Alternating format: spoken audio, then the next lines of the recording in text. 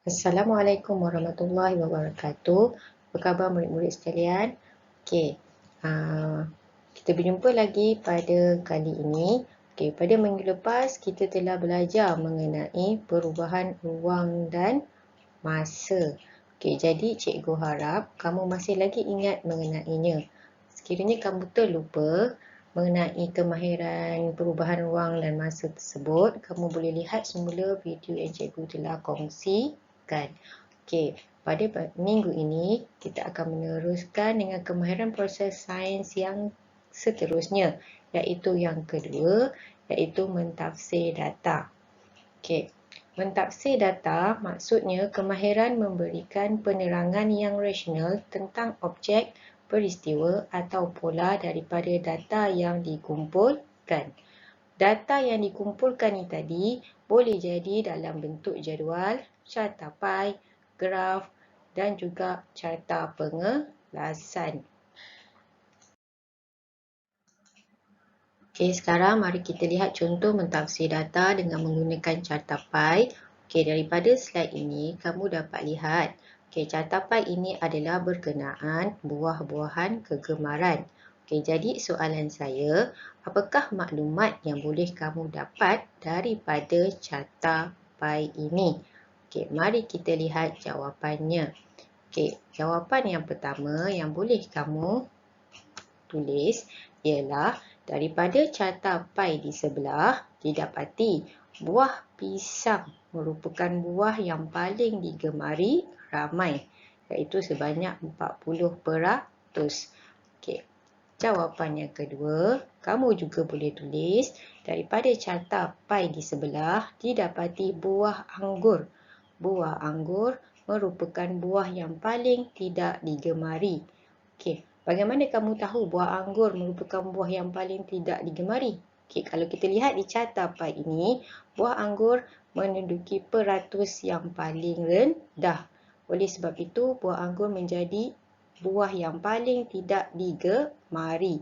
Okey, mari kita lihat jawapan kita yang ketiga. Jawapan kita yang ketiga yang boleh kita tulis adalah daripada carta pie di sebelah terdapat 4 jenis buah kegemaran ramai, iaitu durian, mangga, pisang dan juga anggur.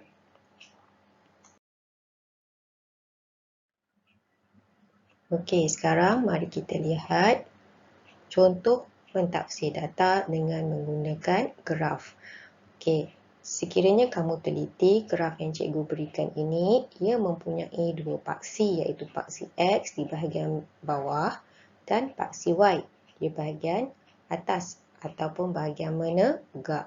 Okey, sekiranya kamu lihat di paksi X atau paksi mendata ini, ia menunjukkan nama kelas tingkatan 1.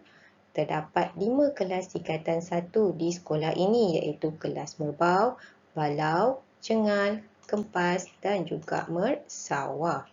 Okey, sekiranya kita lihat di paksi Y atau paksi menegak, ia menunjukkan jumlah jualan tiket per keping. Okey, jadi soalan cikgu, okey, apakah data atau maklumat yang boleh kamu tafsirkan daripada graf ini? Okey, jadi mari kita lihat jawapannya. Okey, jawapan yang pertama yang boleh kamu tulis daripada graf di sebelah didapati kelas merbau mendapat jumlah tiket yang paling banyak. Okey, ini kerana apabila kamu lihat graf bagi kelas merbau, okey, jumlah tiket yang dikumpulkan adalah sebanyak 90 keping. Okey, graf ni juga yang paling tinggi. Ini menunjukkan graf kelas merbau dapat mengumpul jualan tiket yang paling banyak. Okey, jawapan kedua yang boleh kamu tulis adalah daripada graf di sebelah didapati kelas mersawah mendapat jumlah kutipan tiket yang paling sedikit. Mari kita lihat kelas mersawah. Okey, awak lihat di sini kelas mersawah. Okey, tinggi grafnya pun paling rendah dan ia mendapat 30 keping tiket, iaitu yang paling sedikit. Jawapan ketiga yang boleh kita tulis adalah kelas balau dan cengal mendapat jumlah jualan tiket yang sama banyak. Okey, kita lihat graf di sebelah. Lihat kelas balau, lihat kelas cengal. Kedua-dua kelas ini mendapat jumlah jualan tiket yang sama banyak, iaitu sebanyak 70 keping tiket. Okey, sekarang yang ketiga, KPS yang ketiga ialah mendefinisi secara operasi. Definisi secara operasi ialah kemahiran memberikan definisi tentang sesuatu konsep dengan menyatakan perkara yang dapat dilakukan dan diperhatikan. Definisi. Definisi di sini bermaksud istilah ataupun maksud. Operasi adalah pemboleh ubah, bergerak balas ataupun apakah yang dapat kamu perhatikan. Cara menjawabnya, kamu kena salin semula istilah yang ditanyakan dan ikuti dengan pemboleh ubah, bergerak balas. Okey, mari kita lihat contoh yang telah cikgu sediakan. Mari kita lihat contoh soalan untuk definisi secara operasi. Sebelum itu, cikgu nak kamu lihat magnet tersebut. Siapa boleh teka apakah pemboleh ubah bergerak balas ataupun perkara yang hendak dilihat selepas eksperimen. Okey, perkara yang hendak dilihat selepas eksperimen tentulah bilangan paku yang dapat ditarik oleh magnet. Okey, biasanya soalan definisi secara operasi berbunyi, apakah definisi secara operasi bagi kekuatan magnet? Jadi, cara jawabnya adalah seperti di slide sebelum ini. Kamu kena letak definisi di bahagian hadapan, pemboleh ubah, bergerak balas ataupun perkara yang hendak dilihat selepas eksperimen di sebelah belakang. Okey, mari kita lihat jawapannya. Okey, jawapan yang perlu kamu tulis ialah kekuatan magnet ialah bilangan klip kertas yang dapat ditarik oleh magnet. Ingat ya, kekuatan magnet tadi adalah definisi. Bilangan klip kertas yang dapat ditarik oleh magnet ini tadi adalah pemboleh ubah, bergerak balas.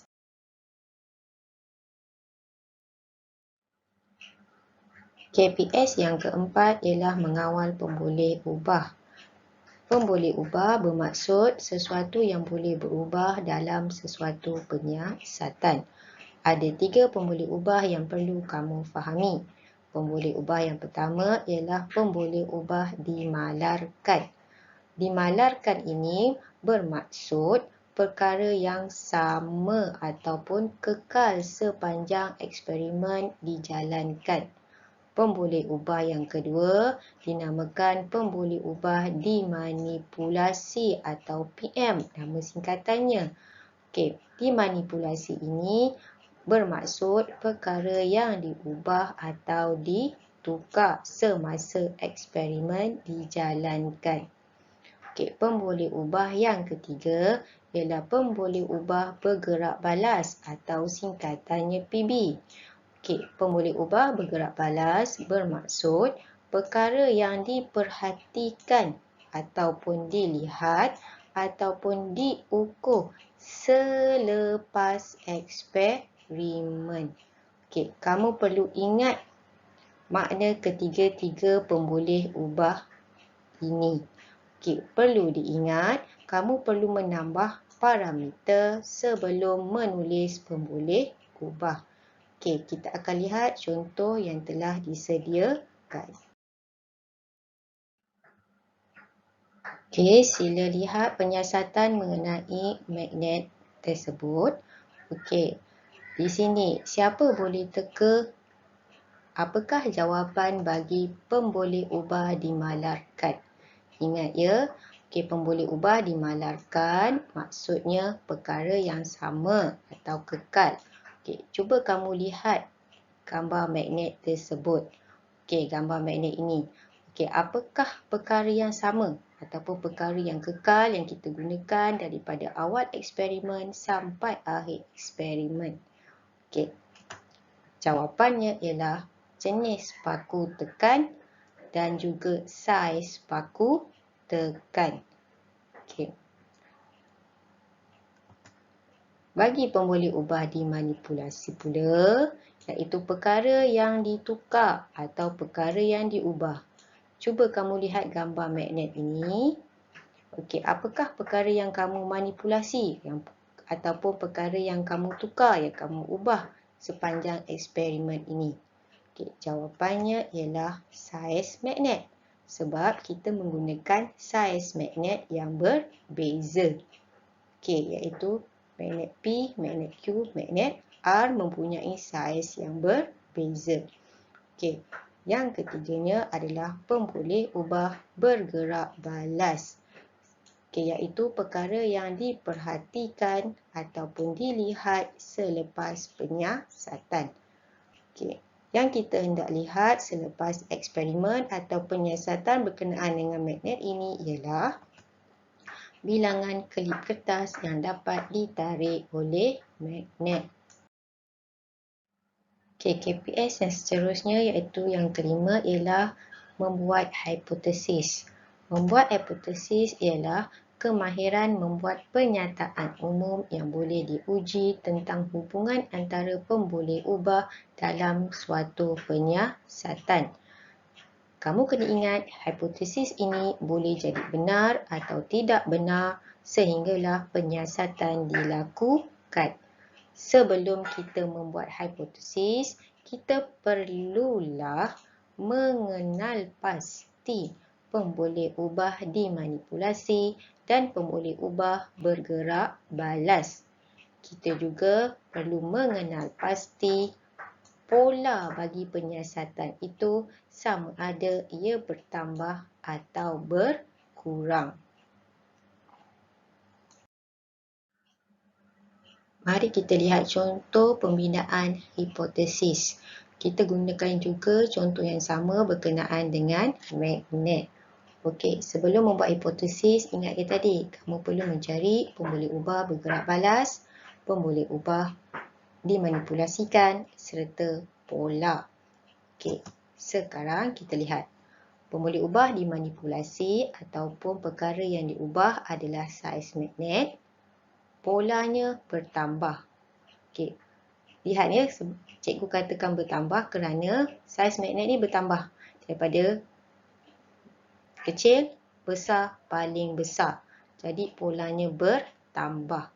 Okey, pemboleh ubah bergerak balas ataupun perkara yang hendak dilihat selepas eksperimen ialah bilangan paku tekan yang dapat ditarik.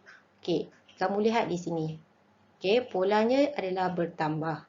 Okey, sekiranya kamu lihat di bahagian bilangan paku tekan yang dapat ditarik, okey, bilangannya sedikit, banyak, paling banyak. Jadi polanya bertambah. Okey, jadi hipotesis yang boleh dibuat ialah semakin bertambah saiz magnet, semakin bertambah bilangan paku tekan yang dapat ditarik oleh magnet.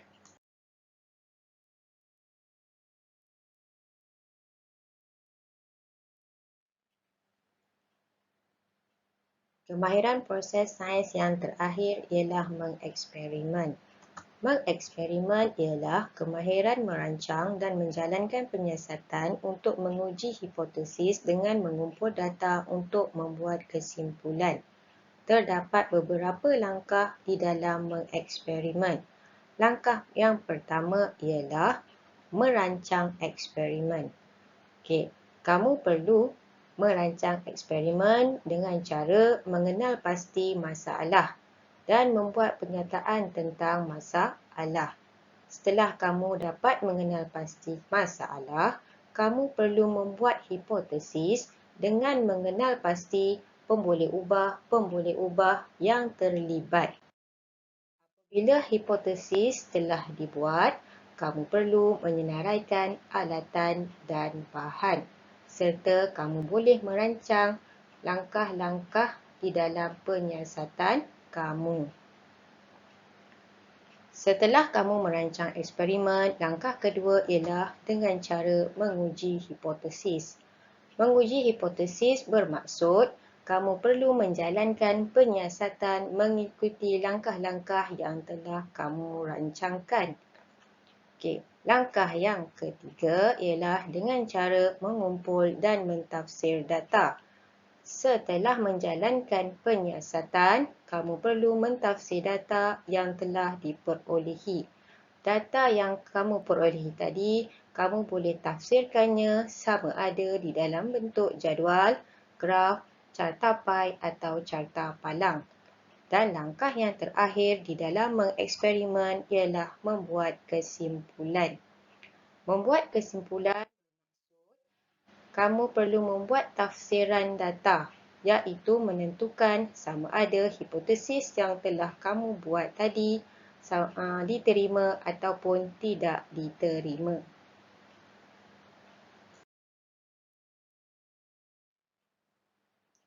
Okey, itu sahaja untuk minggu ini. Pada minggu ini, kamu hanya perlu menonton video yang telah cikgu sediakan. Kemudian, kamu perlu menjawab soalan di dalam Google Form yang telah cikgu sediakan linknya. Itu sahaja. Okey, sekian. Terima kasih.